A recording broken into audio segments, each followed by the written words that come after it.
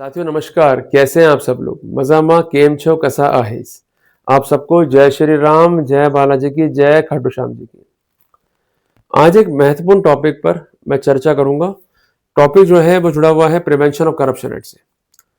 कई बार ऐसा होता है कि हमारे विरुद्ध कोई ना कोई व्यक्ति विशेष झूठी कंप्लेंट जो है दाखिल करता है सीबीआई को या विजिलेंस को या एंटी करप्शन ब्यूरो को, जिसमें यह आरोप हम पर हो सकते हैं कि हमने गवर्नमेंट जॉब में होते हुए या सरकारी सेवक होते हुए अपने पद का दुरुपयोग किया, किसी न किसी स्कीम का पैसा जो है एम्बेजल किया, जो कंसर्न सरकार है उसको नुकसान पहुंचाया और अल्टीमेटली हमने पदीय दुराचरण किया है, जिसे हम कहते हैं criminal misconduct by the public servant. जब भी ये कंप्लेंट जो है आती है, जिसमें दो पॉसिबिलिटी होती है, या तो विजिलेंस या एंटी करप्शन ब्यूरो या सीबीआई आपको बुलवाएंगे और डिटेल इंक्वायरी जो है होल्ड करेंगे। पर ऐसे सिनेरियो में बहुत पैनिक कॉज होता है पब्लिक सर्वेंट को। कई बार इस बात की पॉसिबिलिटी भी है कि दे में loss the FIR on wrong basis. तो अगर ये सिनेरियो फेस कर रहे हैं तो करना क्या होता है, तो मॉडस क्या रहेगा, किस तरीके से वर्कआउट करना है, ये आज के डिस्कस का इंपॉर्टेंट पर्सपेक्टिव है। साथियों, एक व्यक्ति था मिस्टर ए। इसके विरुद्ध एक कंप्लेंट जो है दाखिल हुई बिफोर द लोकायुक्त, जिसमें आरोप था कि कोई कंसर्न कमेटी है जिसको काम अलॉट हुआ कि जो ये कंसर्न लैंड है ये आप अलॉट कीजिए गरीब लोगों को। उस कमेटी में ये मिस्टर ए जो है वो चेयरमैन है। इन्होंने पद का दुरुपयोग किया, कॉन्स्पिरेसी करी और मिलाभगती करते हुए जो ये स्कीम थी इसका लाभ गरीबों को नहीं दिया जिनके लिए स्कीम आई थी। जो कंसर्न प्रॉपर्टीज हैं उसको एम्बेजल कर गए और खुद को फायदा पहुंचाया लाखों करोड़ों का। इस मामले में इंक्वायरी जो है होल्ड करी लोकायुक्त ने। इन द मीन वाइल एक कंप्लेंट और भी दाखिल होती है सेम फैक्ट्स के ऊपर। दोनों ही कंप्लेंट पे जो लोकायुक्त है वो ये मानती है कि कोई भी पदीय दुरुपयोग नहीं किया गया। जो भी एलिगेशंस हैं वो मिसकंसीव्ड है, अल्टीमेटली कंप्लेंट को जो है खारिज कर देती है। साथियों, जब भी कंप्लेंट दाखिल होती है तो आपको एक काम जो है करना होता है कि आपको एक ज्ञापन सौंपना होता है कंसर्न अथॉरिटी को, जिसमें आप लोग जो है परहेज करते हैं। ऐसा ना करें। एक्चुअली होता है कि अगर वो कोई जांच कर रहे हैं और उनके पास कोई रिपोर्ट है या डॉक्यूमेंट्री एविडेंसेस है, जब तक आपका स्पष्टीकरण फाइल पे नहीं होगा तब तक उस दिशा में जांच नहीं करेंगे। और अगर वो एफआईआर दर्ज कर भी लेते हैं और आप चैलेंज भी करेंगे एफआईआर को, तो आपका बेसिस क्या होगा? इसलिए आपको इंसेप्शन से ही अपना जो बेस है वो बना के चलना पड़ेगा। अगर आप बेस बना के नहीं चलोगे, प्रॉपर सबमिशंस नहीं दोगे, नुकसान आपको ही खाना पड़ेगा।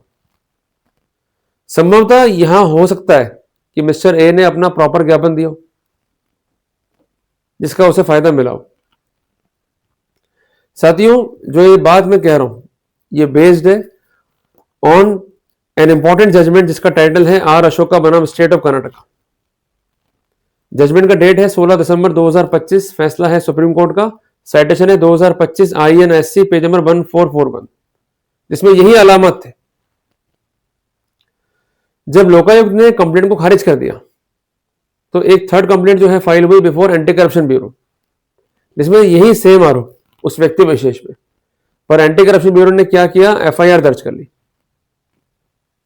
इन्होंने चैलेंज किया एफआईआर को on one of the most important ground कि सेम फैक्ट्स पर 3 कंप्लेंट है, 2 खारिज कर दी लोकायुक्त ने। ये फैक्ट बताया गया एंटी करप्शन ब्यूरो को, पर ये फैक्ट को दरकिनार करते हुए एफआईआर को जो है दर्ज किया गया है। अल्टीमेटली एफआईआर क्या है, अब्यूज ऑफ प्रोसेस। दूसरी बात, एफआईआर में जो है डिले। और अगर हम एलिगेशंस को देखें तब भी केस नहीं बनता, क्योंकि जो कंसर्न व्यक्ति विशेष है जो कि अक्यूज्ड है और कंसर्न कमेटी का चेयरमैन है, उस कमेटी का काम था सिर्फ रिकमेंडेशन करना, कोई भी अलॉटमेंट करना उनके हाथ में नहीं था। तो कोई नुकसान पहुंचाने का यहां प्रश्न ही उत्पन्न नहीं होता। ये एम्फेसिस करा उन्होंने सबसे ज्यादा। एक बात ध्यान रखिएगा कि पदीय दुराचार कब होगा, कि जब आप एक पोस्ट को होल्ड कर रहे हैं और उससे किसी फंक्शन को डिस्चार्ज कर रहे हैं। पोस्ट को होल्ड तो कर रहे हैं पर फंक्शन को डिस्चार्ज नहीं कर रहे हैं। It could not be a case of criminal misconduct. ये इंपॉर्टेंट चीजें हैं, इसको आप नोट डाउन करते हुए चलें। और एक बात ध्यान रखिएगा कि अगर मामला धारा 13 पीसी एक्ट का है मोर स्पेसिफिकली, तो वहां पर सैंक्शन जो है इंपेरेटिव है बिफोर प्रोसीडिंग। अगर सैंक्शन को ऑब्टेन नहीं किया गया तो ऐसे सिनेरियो में प्रोसीडिंग जो है वो गलत है और प्रोसेस का अब्यूज है। इसके अलावा कोई भी अलॉटमेंट इलीगल नहीं पाया गया जांच में, ये भी इनका इंपॉर्टेंट सबमिशन था। तो कोर्ट ने मामले को ऑब्जर्व किया। कोर्ट ने कहा कि मल्टीपल कंप्लेंट है on same set of fact, जो कि गलत है। कुछ रिपोर्ट को अगर क्लोज कर दिया गया है और उसी फैक्ट पे एक अन्य रिपोर्ट है टू द एसीबी, तो ऐसे मामले में एसीबी को इस सिनेरियो पर विचार करना चाहिए था। विचार ना करना अपने आप में ही इंडिकेट करता है कि प्रोसीडिंग्स एंजाइटी में है and without application of mind है, and proceedings are nothing but abuse the process. सबसे इंपॉर्टेंट बात, धारा 19 पीसी एक्ट काफी इंपॉर्टेंट है, concerning offences as per section 13 of PC act. अगर सैंक्शन को ऑब्टेन नहीं किया गया, they are going to proceed in the direct way, तो प्रोसीडिंग अपने आप में ही illegal and abuse the process होगी। तो जो भी एलिगेशन थे अगेंस्ट द अक्यूज्ड, तो ऐसे सिनेरियो में वो एलिगेशन साबित करने का बर्डन था प्रोसिक्यूशन पे, कि इनको ये साबित करना था कि पदीय दुराचरण करते हुए कोई पेक्यूनियरी एडवांटेज को जो है ऑब्टेन किया गया। जब केवल आरोप है, यह संभावना है, पर उनके सपोर्ट में कोई कॉर्पोरेशन या कंसिस्टेंसी फाइल पे नहीं है, तो उसका फायदा जो है मिलेगा अक्यूज को। तो यहां पर जो प्रोसीडिंग थी उसको क्वेश्चन किया गया, रद्द किया गया, और जो पिटिशन थी अक्यूज की उसको जो है अलाउ किया गया। तो अगर आप एक लोक सेवक हैं, you are having a complaint against you, there is no need to worry, just give the submission और proper answer to the allegation, जिसको हम कहते हैं ज्ञापन।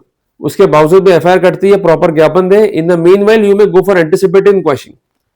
ये आपको मैं इसलिए कह रहा हूं क्योंकि आप लोग क्या करते हो, उस समय जगते नहीं हो। जब बहुत देर हो जाती है, एफआईआर दर्ज हो जाती है, तब आप जगते हो। इसलिए अगर कोई रिपोर्ट भी है तो आप प्रॉपर सबमिशन दे दो, और आपके सबमिशन अगर इफेक्टिव हैं, कंसिस्टेंट हैं, and apart from that they are reposing confidence, तो वहां फायदा मिल जाएगा अपने को। क्लियर है बात ये?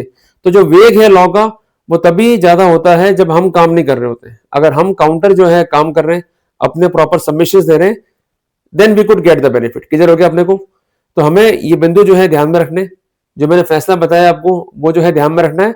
और जब भी इस तरह का ट्रबल आए, तो हमें किस प्रकार जो है कॉन्टेस्ट करना है, इस बारे में मैंने प्रॉपर जो है आपको गाइडलाइंस जो है प्रोवाइड की है। जल्दी मिलेंगे एक नए टॉपिक के साथ। टिल देन, जय हिंद, जय भारत।